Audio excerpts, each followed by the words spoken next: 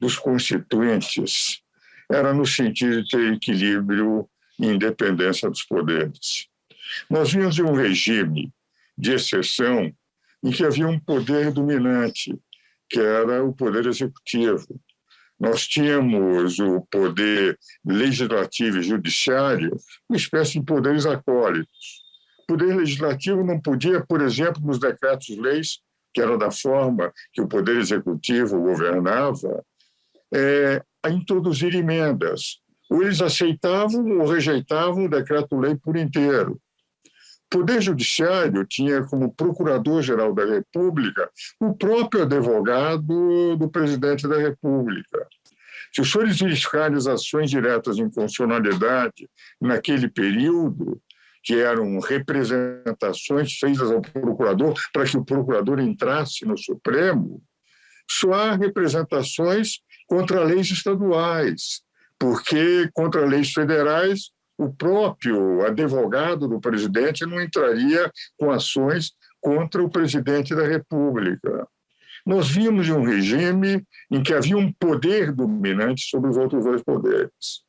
A grande preocupação dos constituintes em relação à união entre os poderes, a independência dos poderes, mas uma harmonia que o fizesse, era de haver um absoluto equilíbrio entre os poderes.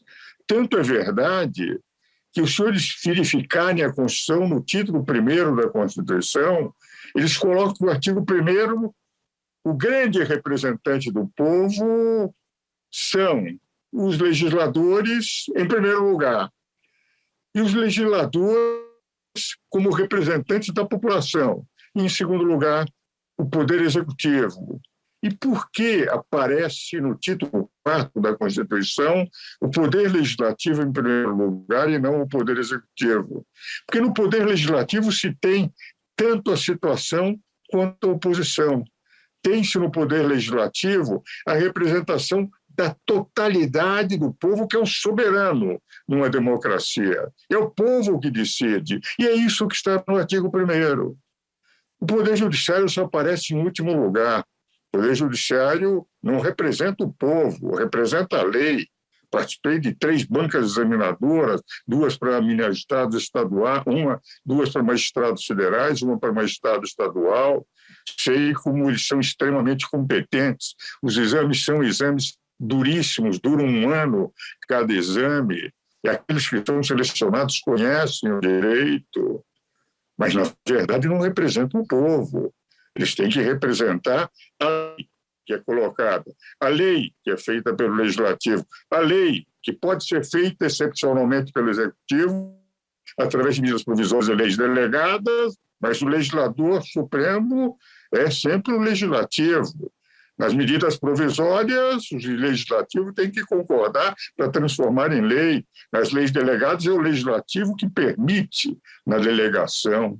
O que vale dizer, no Congresso temos a verdadeira representação de uma democracia. E como havia um poder dominante, o Constituinte teve uma preocupação de os 3 poderes serem harmônicos e independentes, com exaustiva determinação de competência de todos eles.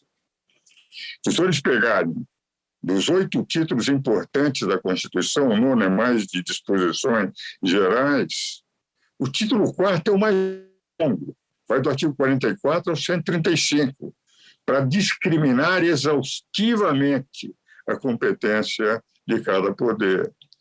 E no título 4º nós temos, em primeiro lugar, uma exaustiva competência do Legislativo, colocando, inclusive, um dispositivo que é, a meu ver, de extrema importância, o 49, inciso 11, pela sua competência normativa de fazer a lei, representando o povo que elegeu o Poder Legislativo, ele tinha que zelar pela competência normativa perante os outros 2 poderes, judiciário e executivo. E esse zelar não é dizer eu delego esse poder para o Poder Judiciário. Quem zela é quem pode fazer. E o que nós vemos é que o Constituinte teve essa preocupação tão grande que nas ações diretas de inconstitucionalidade por omissão, naquelas em que o Constituinte determinou para ter eficácia, validade, vigência imediata, que o Legislativo fizesse a lei, justificando, portanto, o controle abstrato, o controle concentrado. Quando o Supremo declara o Legislativo omisso inconstitucionalmente, o 103, parágrafo 2º, manda o Legislativo fazer a lei. Não faz a lei em lugar do Poder Legislativo.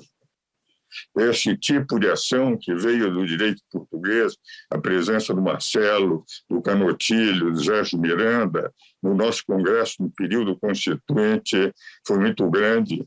Conversava ainda com o Marcelo, presidente hoje de Portugal. Mas 15 segundos.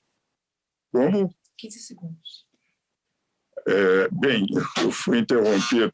Eu quero dizer que o presidente Marcelo Rebelo de Sousa, o pai dele, que foi o meu sucessor na Academia Lusíada de Ciências, Letras e Artes, o Canotilho e o Jorge Miranda influenciaram para esse tipo de ação direta de inconstitucionalidade por omissão, mas aqui no Brasil se transformou, se passou para o Poder Legislativo a possibilidade de fazer a lei, e jamais o Poder Judiciário. Ora, o que nós estamos vendo? Aquilo que foi colocado pelo Constituinte como separação total dos poderes e harmonia e independência de poderes não tem sido respeitado. Isso eu tenho contestado com o respeito devido a máxima vênia, a todos os ministros da Suprema Corte. Eles têm legislado. Eles têm entrado na competência do Poder Executivo, têm entrado na competência do Poder Legislativo, têm tomado posições em que o próprio Ministério Público, que tem competência privativa, o que vale dizer, só o Ministério Público pode entrar com ação penal. Ação penal é competência privativa do Ministério Público. O Poder Judiciário Supremo investiga, pretende, dá início a ações, mesmo quando a Procuradoria-Geral da República pede que ela seja arquivada. O inquérito fake news, houve um pedido expresso de quem é o titular da ação. É o único que, pela Constituição, pelo artigo 129, pode dar início à ação e continua aquilo que o ministro Marco Aurélio de Mello, num arrobo de desconforto absoluto com seus pares, denominou de um inquérito do fim do mundo. Então, na prática, nós estamos vivendo o que eles denominam de corrente consequencialista do direito, neoconstitucionalismo, Poder Judiciário com uma competência hoje de corrigir rumos do Executivo, de legislar nos vácuos do Legislativo, sem perceber que muitas vezes quando o Legislativo não legisla por uma única razão, é que sentem os parlamentares a vontade do povo. E muitas vezes não legislar é respeitar a vontade do povo. E dizer, mas a minoria quer, ora, a minoria também é representada no Legislativo. Não é fazer o seguinte, cada vez que se perde uma votação no Legislativo, se recorre ao Supremo, para o Supremo se transformar em um novo Poder Legislativo, legislando em lugar do Poder Legislativo.